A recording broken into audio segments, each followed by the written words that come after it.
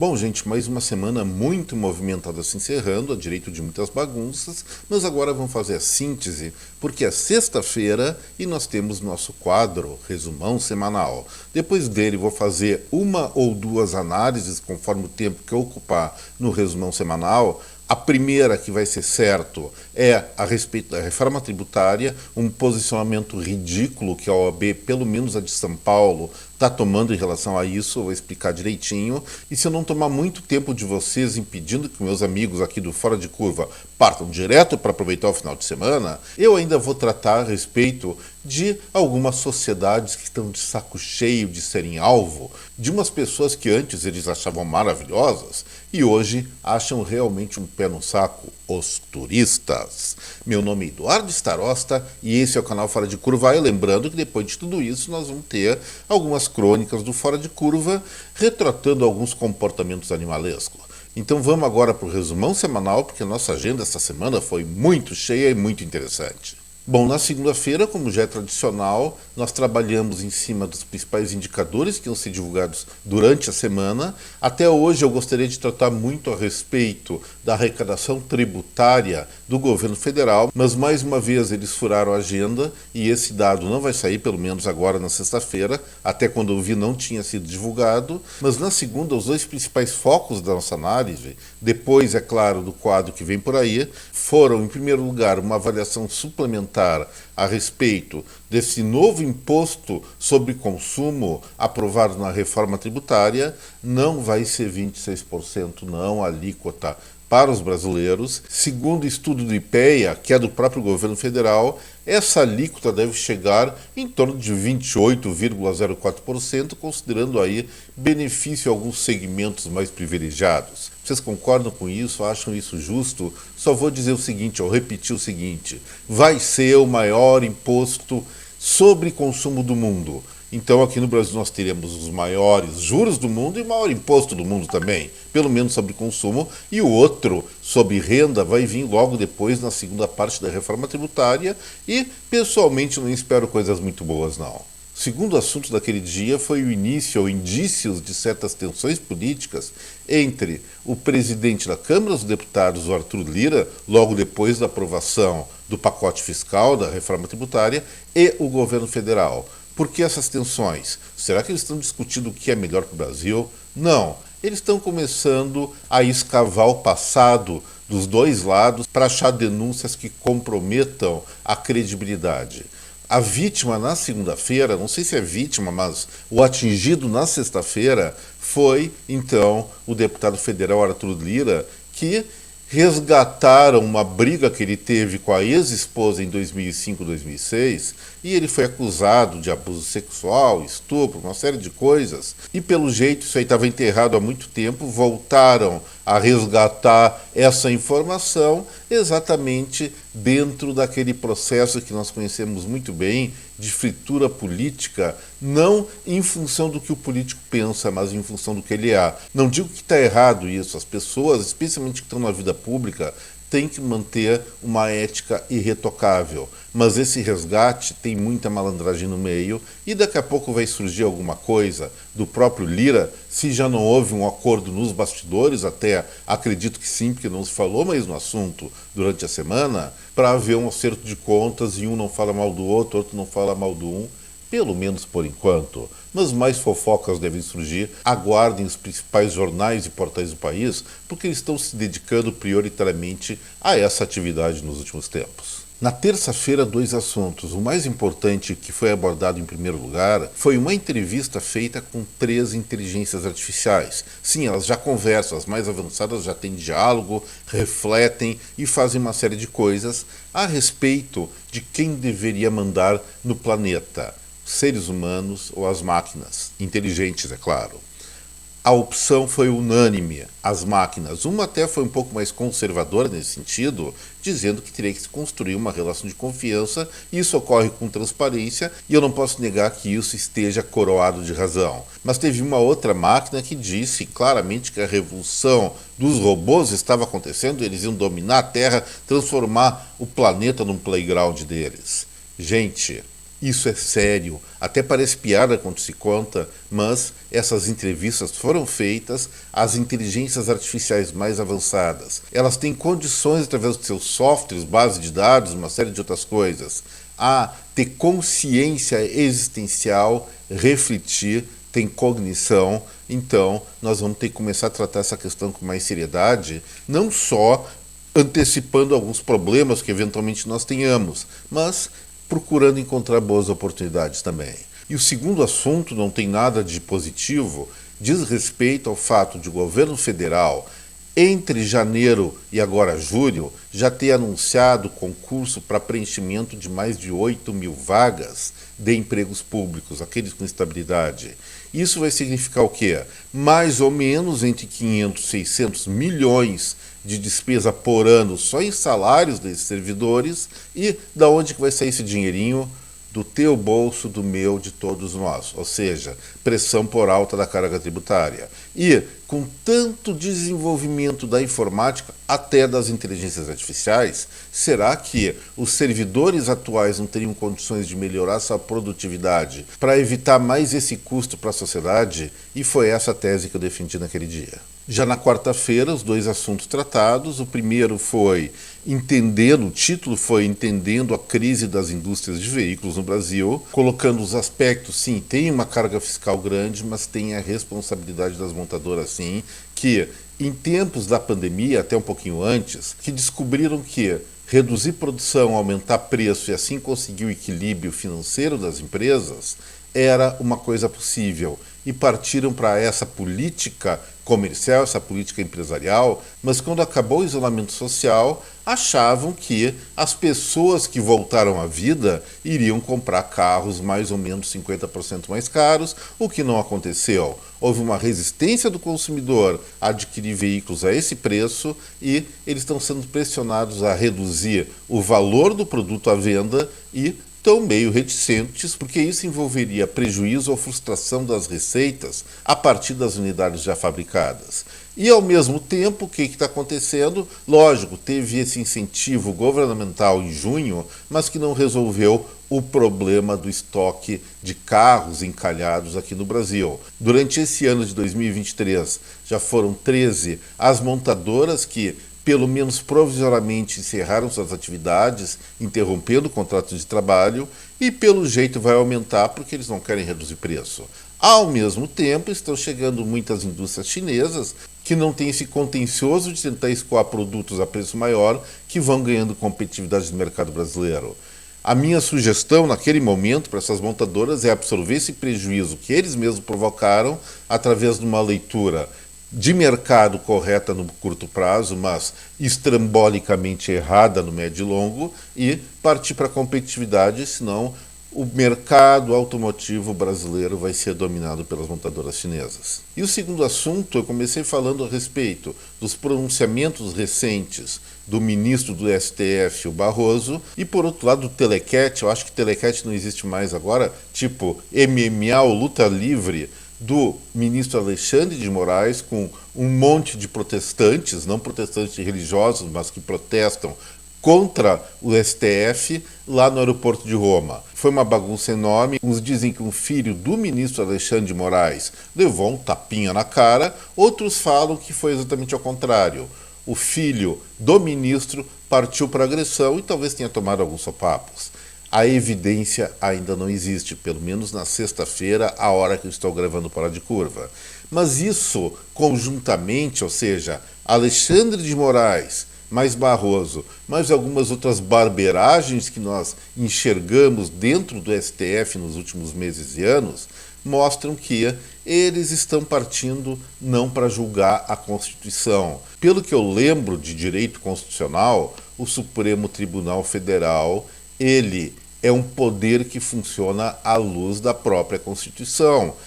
A justiça, a estátua da justiça, aquela que está na frente do prédio do Supremo, ela tem uma venda dizendo que é cega. É cega por quê? Porque é imparcial. Não pode se meter em tretas políticas. E está se metendo.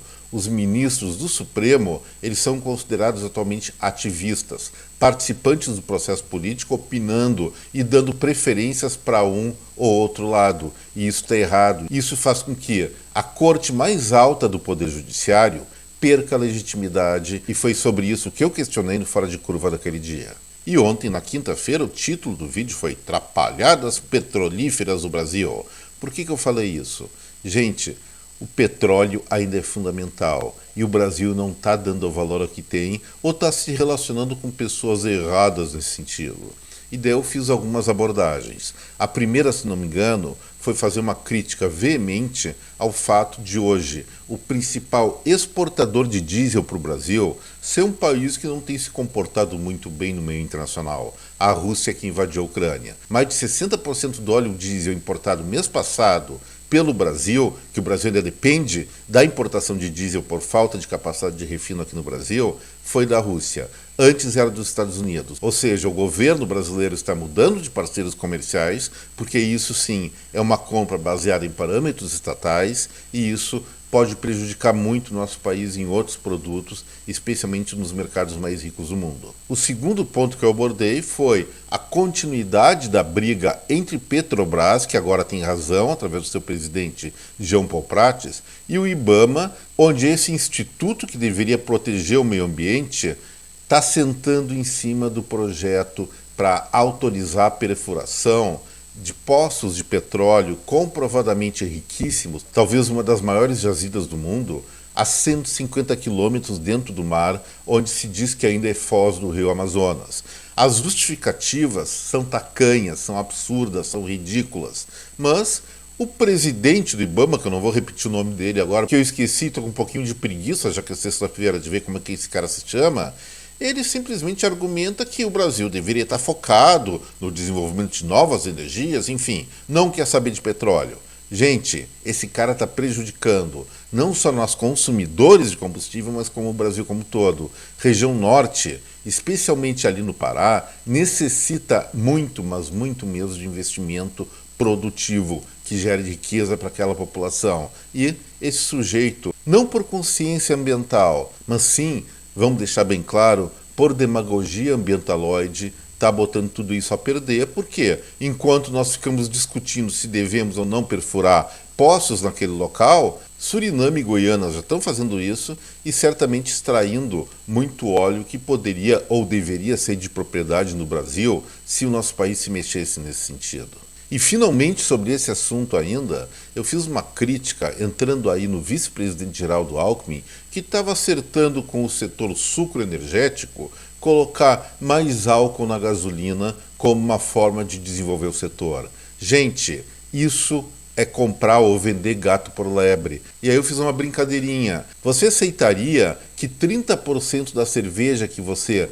pretende beber no final de semana fosse completada por Guaraná? Não ia ser uma mistura bem pouco interessante? Bom, o que estão fazendo com os tanques de gasolina aqui no Brasil é a mesma coisa. Botam etanol, 25% agora e vai para 30%, e isso acaba diminuindo o rendimento do motor. Talvez aumente a potência, mas diminui a produtividade. O consumo aumenta e isso faz com que você tenha mais gastos. E aí esses gastos maiores vão para quem? Para aquelas pessoas que produzem açúcar, especialmente em São Paulo. Tá certo ou tá errado isso aí? Será que política pública é feita para atender lobbies de pequenos grupos empresariais? Eu pessoalmente sou contra isso. E da mesma maneira, quando se trata de consumo de diesel, inventaram um tal do biodiesel que atualmente alimenta 10% dos tanques de óleo diesel e provoca muitos problemas mecânicos nos caminhões, carros à base desse combustível. O que acontece? Entope bico injetor, entope também filtro de óleo, suja o motor com borra, outras coisas assim, e diminui o tempo de vida útil dos mecanismos do motor dos veículos. E quem é que está pagando por isso? De novo, somos nós. E ainda com danos maiores que no caso do etanol e da gasolina. Aí eu alertei. Olha, vamos parar com essa palhaçada, isso chama-se desonestidade, até eu ousaria dizer estelionato. E hoje, na sexta-feira, eu vou tentar tratar dos dois assuntos rapidinho.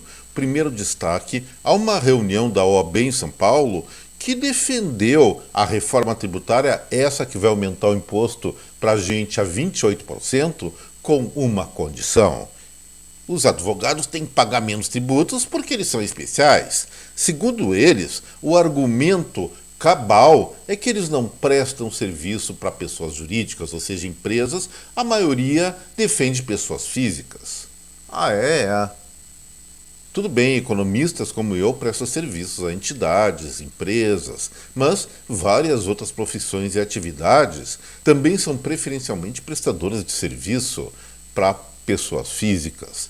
Vamos pensar o seguinte, tudo bem, advogado não atende empresa até por aí, grande parte deles atendem sim, mas vamos considerar que eles têm parte de razão. Os bares atendem quem? Restaurante, eles atendem empresas ou atendem pessoas que saem do trabalho, vão almoçar, vão jantar, vão se divertir? Esses deviam ter mesmo privilégio tributário. Academias atendem empresas ou atendem essas mesmas pessoas? Aluguel de carros, mesma coisa. Cinema, mesma coisa. Fábricas que entregam direto ao consumidor, mesma coisa. Todo comércio varejista, mesma coisa. Então eles acabaram de dizer que a reforma tributária foi boa, aumenta impostos, mas eles deveriam ser perdoados ou beneficiados porque atendem pessoas físicas. Mas, gente, praticamente a maior parte das empresas atendem pessoa física. Então façamos o seguinte, vamos chamar a atividade dos cartórios e fazer com que eles nos concedam atestado de atendimento a pessoas físicas e acabou esse imposto de 28% para a gente. O que vocês acham da história? E agora, já que sobrou um tempinho dessa coisa ridícula que a OAB de São Paulo, acho que é de São Paulo só, está propondo, vamos trabalhar com um pouquinho de turismo. Algum tempo atrás eu comentei a respeito de uma cidade na Áustria que resolveu criar um muro para impedir que turistas fotografassem o panorama da cidade. O nome nem uma cidade, é uma vila, o nome é Hallstatt, que segundo consta tem um panorama muito parecido com o cenário do filme do desenho animado Frozen. O que eles fizeram? Estavam de saco cheio que a pessoa chegava naquele ponto, pegava seu celular e tirava um selfie com todo o panorama e talvez algumas pessoas lá aparecessem na foto que não estavam afim. Bom, esse foi um fato em tese inusitado, mas agora uma grande cidade, uma das maiores e mais importantes cidades, pelo menos culturalmente falando, está partindo também para enxotar seus turistas. Eu estou falando de Amsterdã, capital dos Países Baixos. Eles simplesmente lá resolveram proibir o atracamento dos transatlânticos turísticos para limitar o excesso dessas pessoas de fora que vão lá curtir a cidade.